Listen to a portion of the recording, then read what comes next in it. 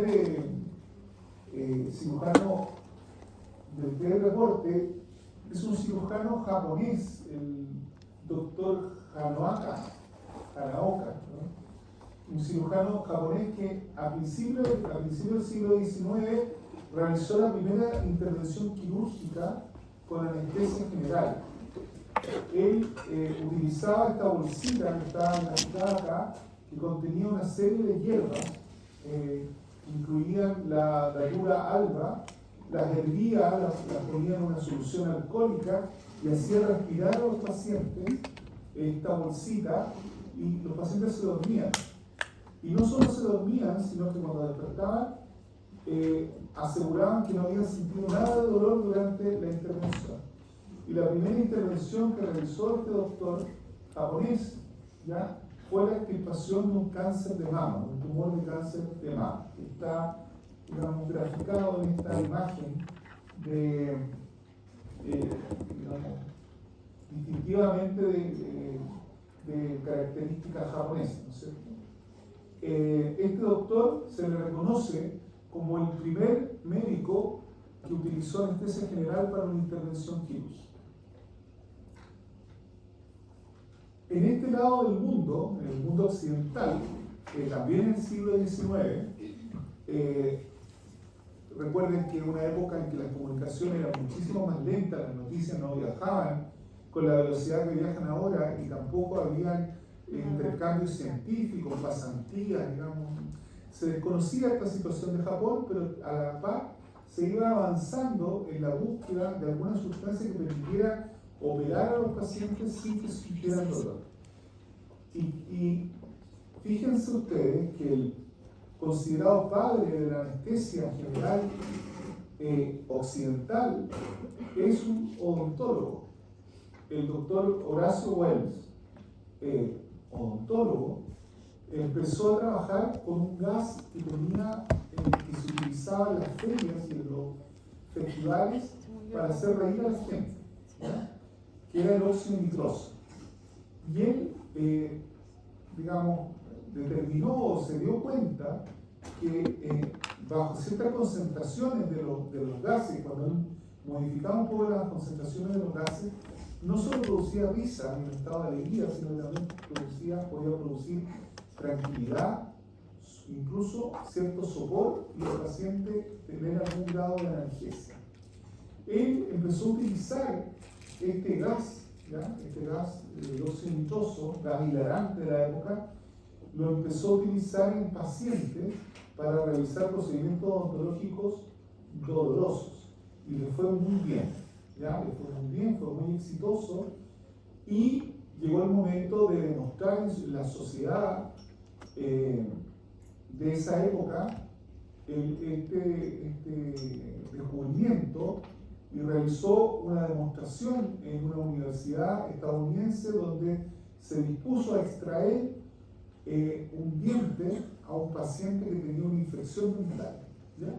Le trajeron a un paciente con una infección dentaria y él realizó la aplicación de este gas frente a los científicos, médicos de la época y el experimento fue un total fracaso. El paciente se retorcía de dolor, no hubo ningún efecto analgésico, ni de sedación, ni de sopor, ni nada parecido, y el paciente le fue extraído el diente entre dolores y gritos descomunales. El doctor Wells, por esta situación, cayó en descrédito total, ¿ya? Fue víctima de crueles comentarios, o sea, en el fondo, debe ser uno de los primeros funados de la medicina, ¿ya? Y esto le provocó una grave depresión, estuvo preso y se suicidó cortándose la femoral después de un tiempo. Estuvo preso por un intento de asesinato, una prostituta. Es una historia muy sórdida, muy sórdida. Y todo motivado por este descrédito que cayó. ¿Cuál fue el problema del doctor Wells? Se ha investigado que el paciente que le pusieron era un paciente alcohólico que consumía mucho alcohol, que tenía su hígado muy dañado y era muy obeso, ¿ya? Tenía una distribución de grasa muy grande. Entonces el gas no alcanzó los niveles plasmáticos necesarios para la sedación. cosa que ahora nosotros sabemos que todas estas drogas se titulan de acuerdo al peso del paciente y se titulan de acuerdo a las enfermedades sistémicas que posea. A él no se le ocurrió y le pusieron un paciente que no era el adecuado. Y esto llevó a su descrédito total, ¿ya? El doctor Wells. Y a la par del doctor Wells, en otra región de Estados Unidos, en Boston, en Massachusetts, otro odontólogo, ¿ya? El doctor William Morton, realizaba experiencias con una sustancia ya conocida anteriormente, pero que nadie la había ocupado, no es que no la hubiesen ocupado, nadie la había publicado. ¿Ya? La ciencia se crece en base a las publicaciones. Nadie había publicado que el uso del éter, ¿ya? Una sustancia química aplicada sobre el paciente provocaba los mismos efectos del gas del óxido nitroso, adormecía a los pacientes y calmaba el dolor. Y él atendía en su consulta, atendía pacientes, hacía extracciones dentarias, era un odontólogo dedicado a la cirugía y las prótesis, y él, antes de sacar un diente, aplicaba este éter a los pacientes, y los pacientes maravillados porque no sentían dolor, era odontología indolora. Entonces, él también decidió mostrar esto en sociedad y pidió una audiencia en la universidad más prestigiosa de la época, en la Universidad de Boston, en Massachusetts, para realizar la demostración de una sedación o anestesia general en un paciente con ELA. Y esta fue muy exitosa, ¿ya? El doctor Morton, que era un odontólogo estadounidense, se le considera el pionero de la anestesia general en el mundo occidental, y utilizó éter, aquí hay una pintura que representa el momento, para que un cirujano de ese hospital le extirpara un tumor de cuello a un paciente. Y el doctor pudo extirpar el tumor de cuello sin dolor, con el paciente totalmente tranquilo y sedado, ¿ya? Y esto sí sirvió para que el doctor Morton alcanzara algún grado de prestigio a nivel internacional, y lamentablemente nunca le aceptaron la patente de su invento, y también murió pobre, ¿ya? Muy pobre, pero pasó a la historia como el primer anestesista general de la historia, ¿ya? Pero nosotros, como odontólogos, realizamos muchos procedimientos ambulatorios que no es necesario dar anestesia general a nuestros pacientes. Entonces se siguió buscando la posibilidad de realizar procedimientos localizados sin que el paciente se nos durmiera, sin que tuviera que realizarse una anestesia general. Y curiosamente, para los médicos, el pionero de la anestesia general fue un odontólogo, pero para los odontólogos, el pionero de la anestesia local fue un médico, ¿ya? Un médico que fue el doctor Karl Köhler, ¿ya? Que era un oftalmólogo austriaco que descubrió o empezó a utilizar cocaína, ¿ya? El alcaloide de la planta de coca de nuestro continente, lo empezó a utilizar de manera tópica para realizar bloqueos anestésicos del ojo y poder operar el ojo sin dolor.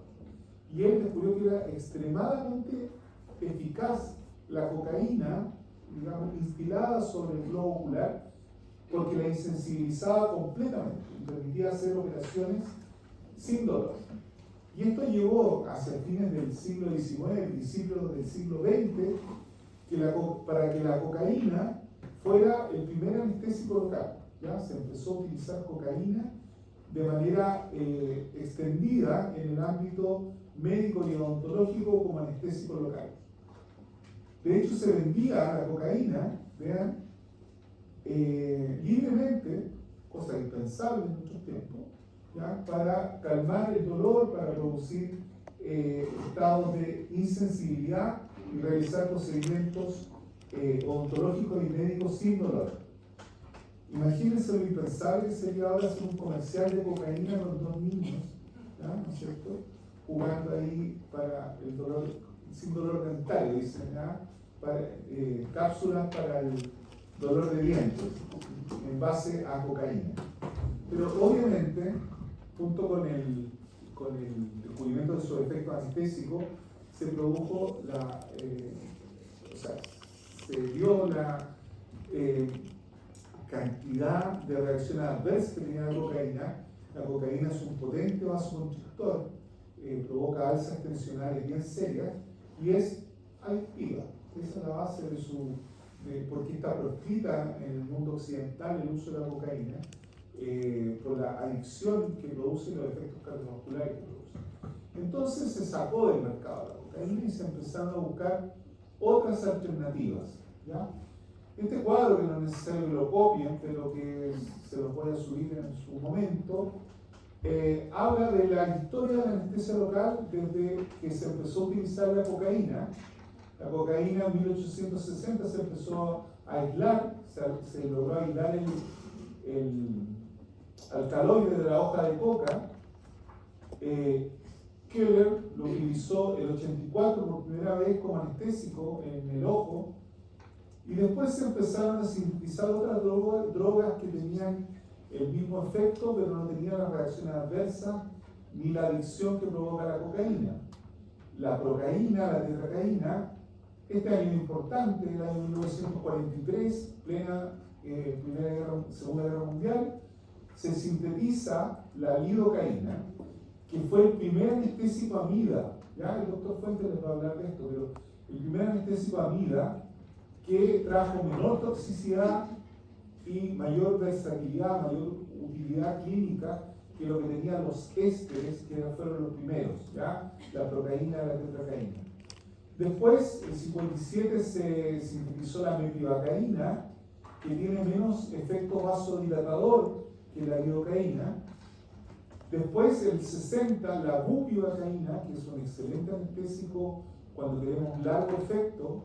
Nuestros anestésicos duran 2 horas máximo en los tejidos bucales. La bupivacaína puede durar 6, 8 horas, ya, en un largo efecto. Y finalmente, en los años 70, la articaína, que tiene un perfil bien interesante de duración y también de un metabolismo híbrido, porque las amidas se metabolizan principalmente en el hígado, por lo que tendrían una cierta contraindicación en pacientes con enfermedad hepática. Sin embargo, la articaína tiene una metabolización híbrida, tanto plasmática como hepática, lo que daría un perfil de bioseguridad, de mayor seguridad en pacientes sistémicos, ¿ya? Eso en la clase con la doctora Zoom vamos a profundizar probablemente en el uso de la articaína como alternativa en pacientes sistémicos. Bueno, ¿qué es la anestesia local? Finalmente, ¿por qué estamos hablando de esto? La anestesia local es la pérdida transitoria de la sensibilidad local o regional del bloqueo nervioso, del impulso nervioso, un nervio sensitivo. ¿Ya? Recuerden las vías de transmisión del sistema nervioso sensitivo, ¿no es cierto? Las aferencias del sistema nervioso central. Nosotros, en el fondo, lo que hacemos es interrumpir en cierto punto, donde aplicamos el anestésico, el impulso nervioso. El daño ocurre igual, nuestros cortes, nuestras quemaduras, nuestros daños tisulares ocurren igual, pero no son transmitidos hacia el sistema nervioso central y el paciente deja de percibir dolor. ¿Ya? Es bastante mágica esta situación, como las cosas que están allí están sufriendo un daño, pero no lo percibimos como dolor.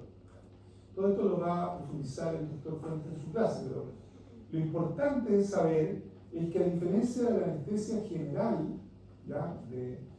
La anestesia local no compromete la conciencia del paciente ni tampoco compromete sus reflejos protectores, ¿ya? Un paciente con anestesia general debe estar intubado, debe tener un tubo, ¿no es cierto?, por la garganta que llega hacia la tráquea y a los pulmones y lleva el oxígeno.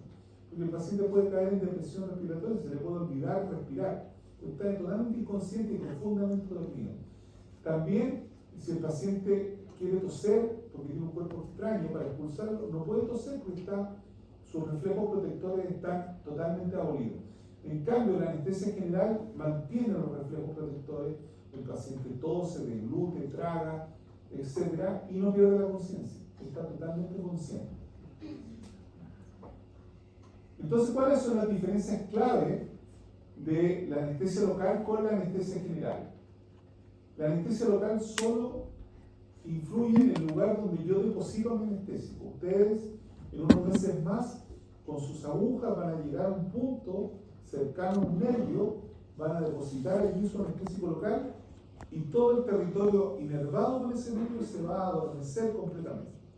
Van a llegar con su aguja a las inmediaciones del nervio alveolar inferior, van a colocar su anestesia y todo el territorio inervado por el nervio alveolar inferior va a estar bloqueado. O sea, ustedes no van a sentir el labio, no van a sentir la encía vestibular, la pulpa dentaria, el ligamento periodontal, el hueso va a estar todo bloqueado.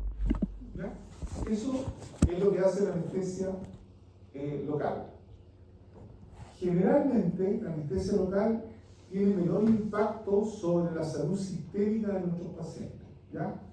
La anestesia general puede provocar eventos hemodinámicos, eventos de control de reflejos que pueden ser impredecibles o que requieren un monitoreo más exhaustivo. Por eso hay un profesional del área de la medicina que se llama anestesiólogo, que está al lado del paciente durante el proceso de anestesia general.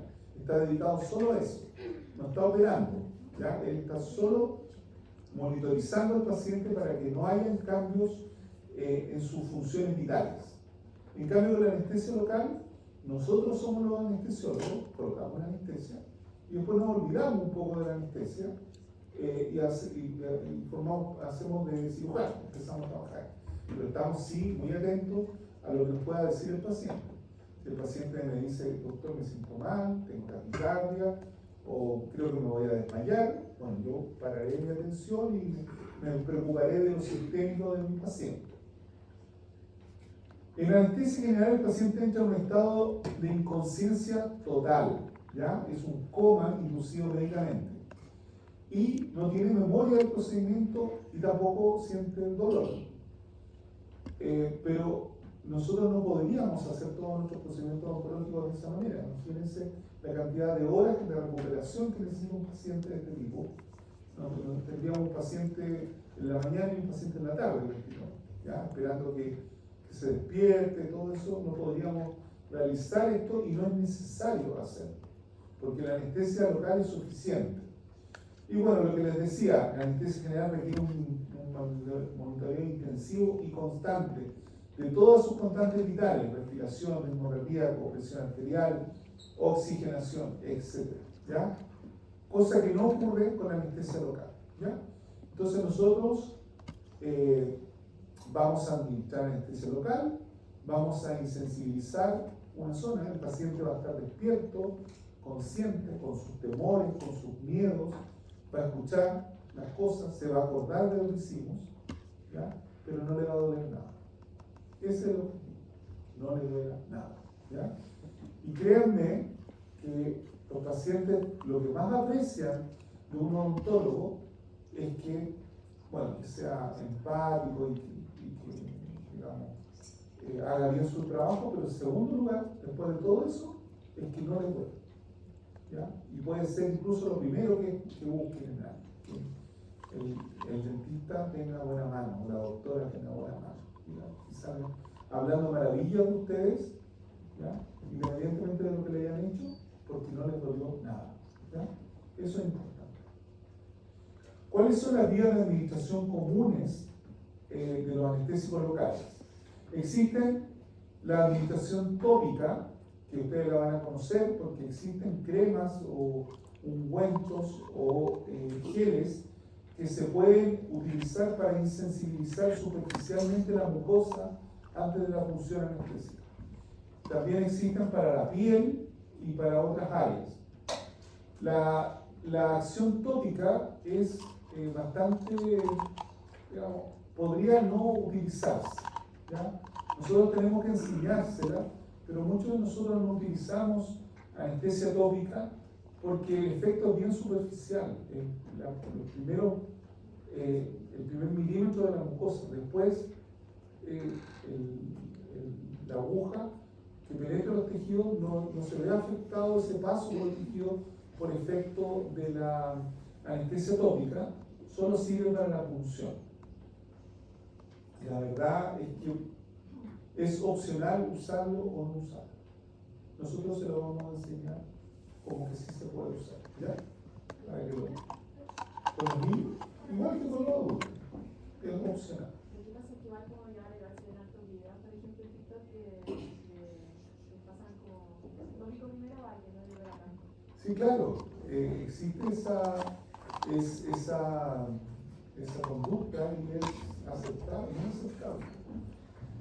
El problema es que los niños, hubo casos hace algunos años de intoxicación por lidocaína. La lidocaína es un antiarrítmico, tiene efecto cardiovascular y la venta libre de estas cremas para calmar supuestamente el dolor de la dentición, ¿ya?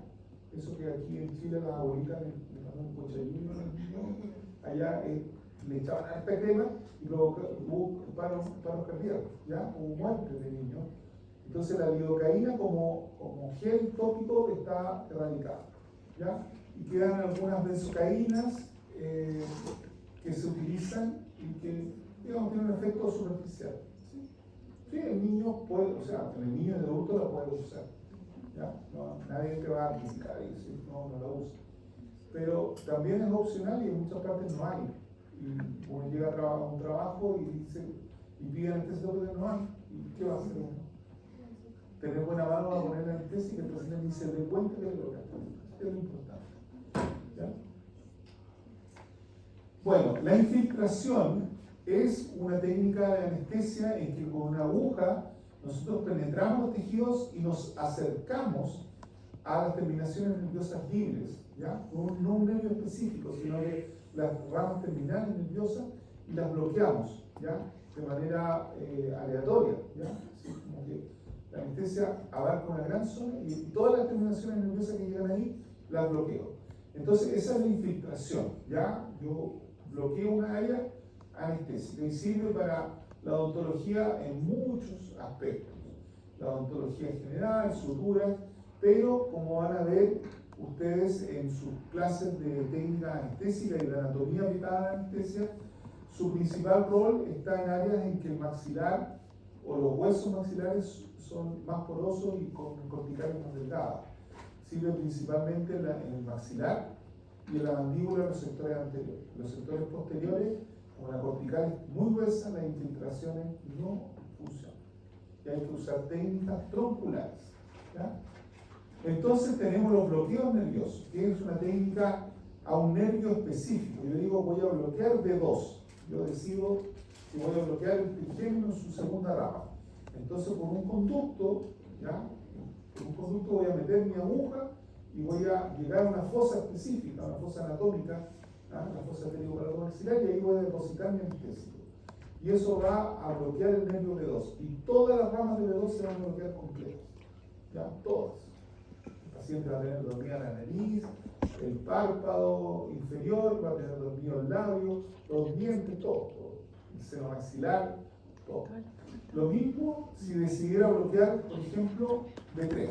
¿Ya? Hay una técnica anestésica que vamos a enseñarles en que ustedes pueden llegar a B3 antes de que se divida y lo bloqueo. Y tengo bloqueada la lengua, los labios, la encía, todo.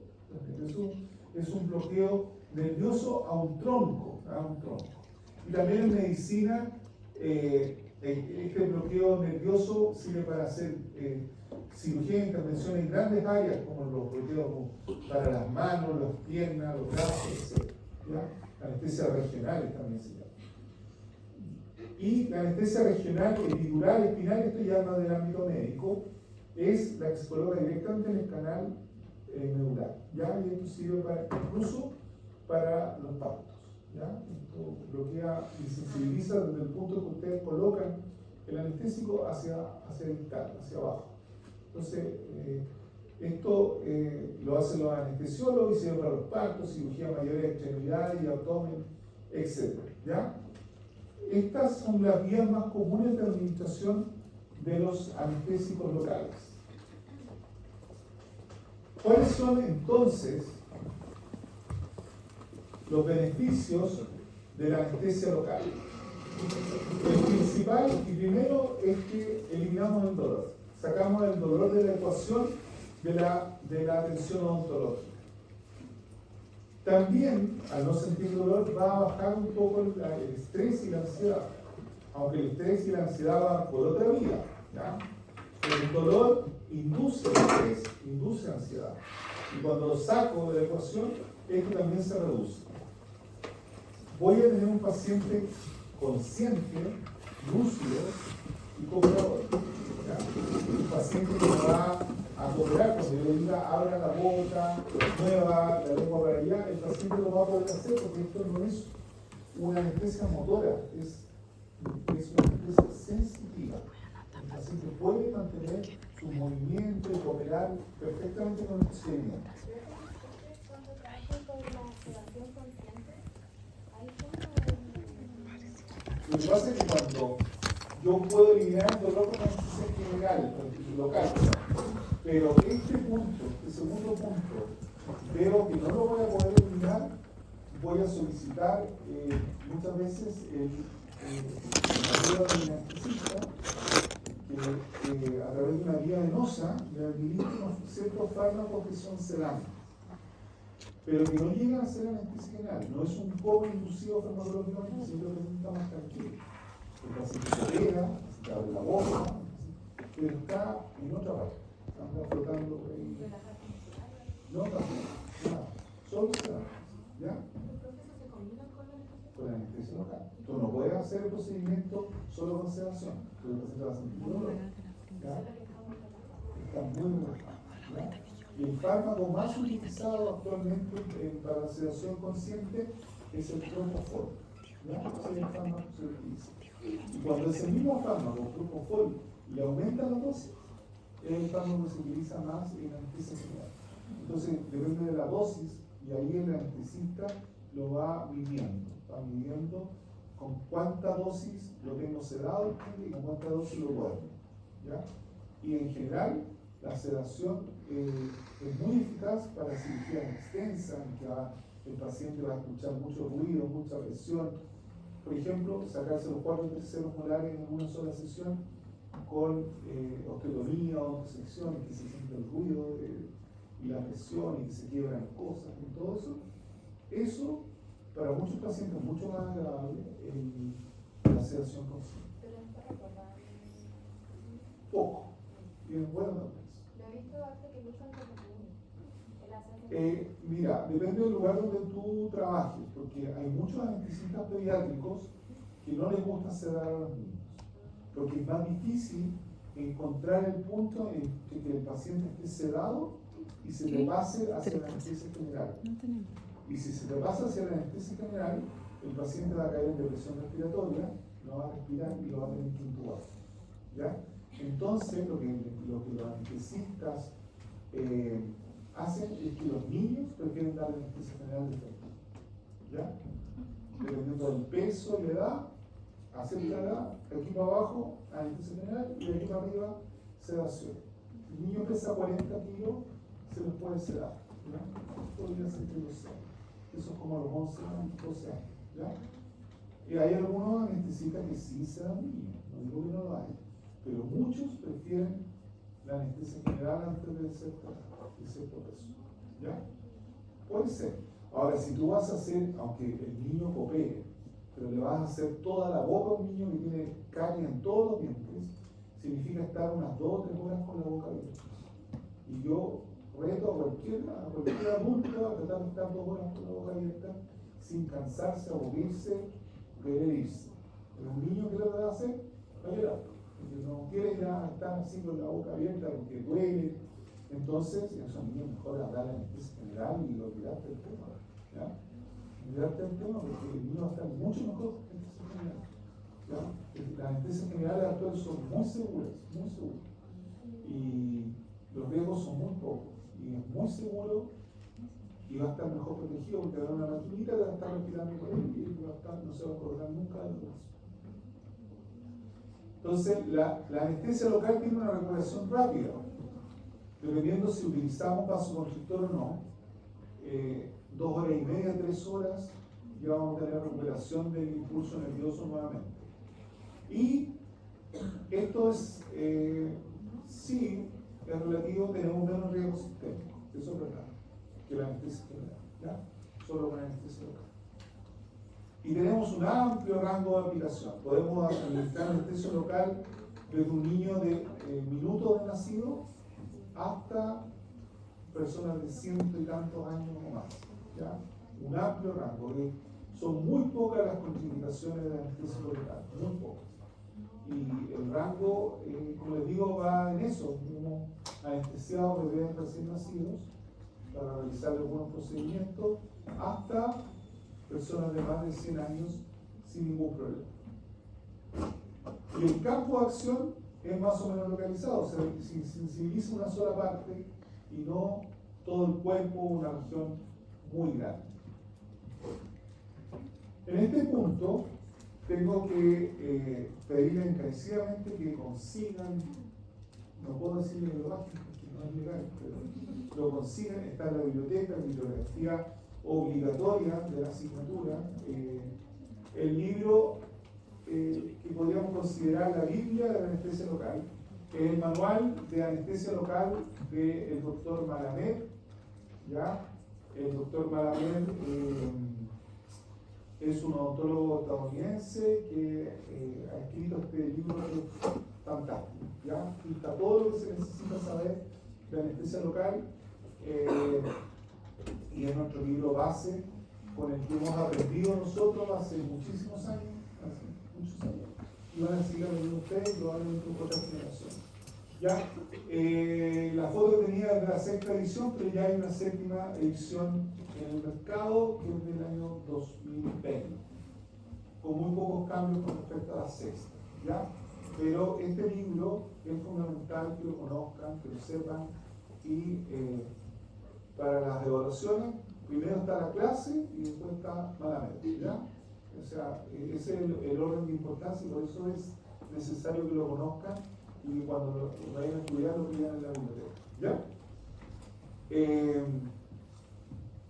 Unas palabras muy cortitas, porque esto lo vamos a ir diciendo en otras clases. Nuestros pacientes, la evaluación de nuestros pacientes para anestesia local debe incluir el profesional de anestesia clínica completa, evaluar el grado de ansiedad, lo que decían por acá. Si mi paciente es muy ansioso, yo creo que voy a necesitar anestesia local y un apoyo, sedación, puede ser sedación oral, una pastilla o sedación endovenosa con un anestesista. Tengo que tener conocimientos farmacológicos de las interacciones y las contraindicaciones de los fármacos que voy a administrar, ¿ya? Las drogas que vamos a administrar, el tubito de anestesia, no tiene solo una droga, es un tubo multifármacos. Hay varios fármacos en el interior. Y eso, tengo que conocer cada uno de esos fármacos y qué interacciones tiene con otras sustancias o con otras enfermedades de mi paciente. Y siempre nosotros recomendamos en nuestra asignatura el uso del vasoconstrictor. Creemos que los vasoconstrictores le adicionan a la solución anestésica muchos beneficios y muy pocos problemas. Entonces, en cirugía, ¿ya? Tercero, van a ser alumnos nuestros en cuarto y van a ser alumnos nuestros en quinto, nosotros utilizamos anestésicos con vasoconstrictor, ¿ya? Muchos beneficios, muy pocas contraindicaciones. Ya vamos a estudiar en algún momento por qué es tan importante usar vasoconstrictor. Y también utilizar la dosis mínima efectiva, no pasarnos, no creer que mientras más anestesia ponga mejor. A veces requiero para hacer una exodoncia un tubo de anestesia y eso será suficiente. En otros casos necesitaré 2 o 3, ¿ya? Y hay una dosis máxima que también vamos a aprender a calcular. Y esa dosis máxima tiene que ver con el peso del paciente y con la necesidad. Si yo quiero sacarle a una persona, a un adulto de 80 kilos, los 4/3 molares, puedo utilizar 8, 10, 11 tomos de anestesia, sin problema. Si es sano. Pero si es enfermo, puede tener que empezar a disminuir la cantidad de anestésico que va a usar. Eso también lo vamos a aprender durante el transcurso de este año. La técnica de inyección, esto es fundamental. Yo no me voy a cansar de explicarles lo importante que es conocer la anatomía para realizar una técnica anestésica exitosa, para realizar la odontología en general exitosa. ¿Ya? Aquí se van a acordar del doctor Hernández, ¿ya? Y por qué su asignatura es tan importante como base de la odontología. Se van a acordar del nombre de todos estos nietecitos, ¿ya? Los van a volver a recordar y van a saber cómo llegar allí con sus agujas para realizar los bloqueos. Anatomía. Utilizar jeringas con aspiración si es posible. Digo si es posible porque en el mercado nacional y aquí en la universidad no hay jeringas con aspiración. Pero en otras partes del mundo, primer mundo, digamos, Europa, Estados Unidos, no se venden jeringas sin la capacidad de aspirar. Nosotros no sé por qué, nunca me he explicado por qué acá en el mercado nacional son extrañas las jeringas con aspiración. Si ustedes tienen la posibilidad de comprarse en algún momento para su consulta, cómprese la con aspiración. ¿Ya? Y vamos a ver cuáles son. La inyección lo más lenta posible, escoger la aguja adecuada. En Chile es bastante fácil porque hay solo dos tipos de agujas, ¿ya? Que tienen unas dimensiones, un largo, un número determinado. Utilizar un punto de apoyo para la mano que está administrando el anestésico. Estos son secretos, digamos, de la técnica que deben conocer.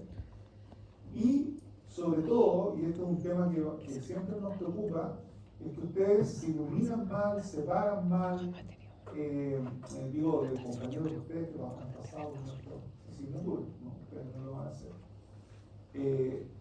Y no ven nada, en el fondo lo hacen como medio ciega, y eso no es la idea. ¿Ya? Hay que separar bien, iluminar bien, poner la luz adecuadamente, traccionar los tejidos para poder ver dónde estoy, ¿ya? Para que no se transforme en una técnica a ciegas que pueda provocar daño. La prevención y el manejo de las complicaciones también forma parte de la técnica anestésica, saber solucionar emergencias médicas que les vamos a enseñar.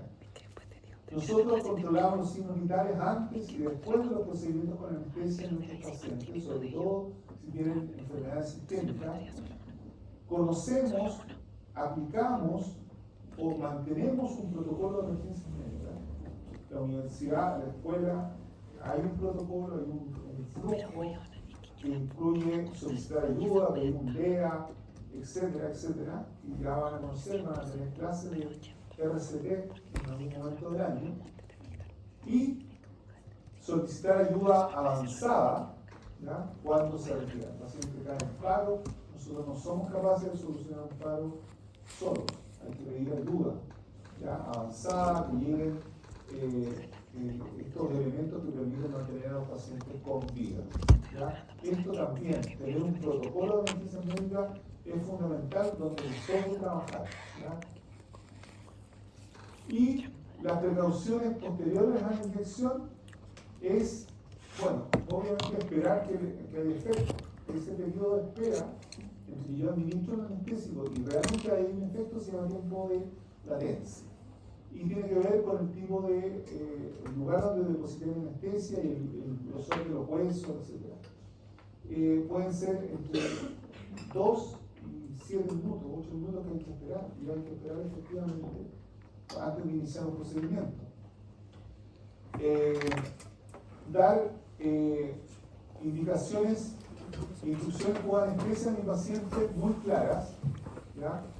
Recordarles que si bien no siente nada, las cosas están ahí, ¿ya? Sobre todo los niños, ¿ya? Los niños se empiezan a buscar y no siento, no está. Se lo empiezan a buscar y a veces lo buscan con los dedos o con los dientes, empiezan a morderse y tienen una herida por mordedura durante el efecto anestésico. Un niño se masticó el labio varias veces y se generó esta lesión, ¿ya? Y este último punto, que es muy importante, queremos que ustedes sean una generación que no tenga accidentes cortopunzantes. Siempre hay accidentes cortopunzantes, lamentablemente, pero no debería haber una generación, que ojalá sean ustedes, que no los tenga, ¿ya? Y para eso existe un protocolo bien estricto de desecho del material cortopunzante y que se lo vamos a ir reforzando sesión a sesión cuando hagamos las prácticas de anestesia. ¿Bien? Bien. Esa es la clase de introducción a la anestesia local. ¿Hay alguna duda o pregunta? ¿Algo que no haya quedado claro? Bueno, les informo.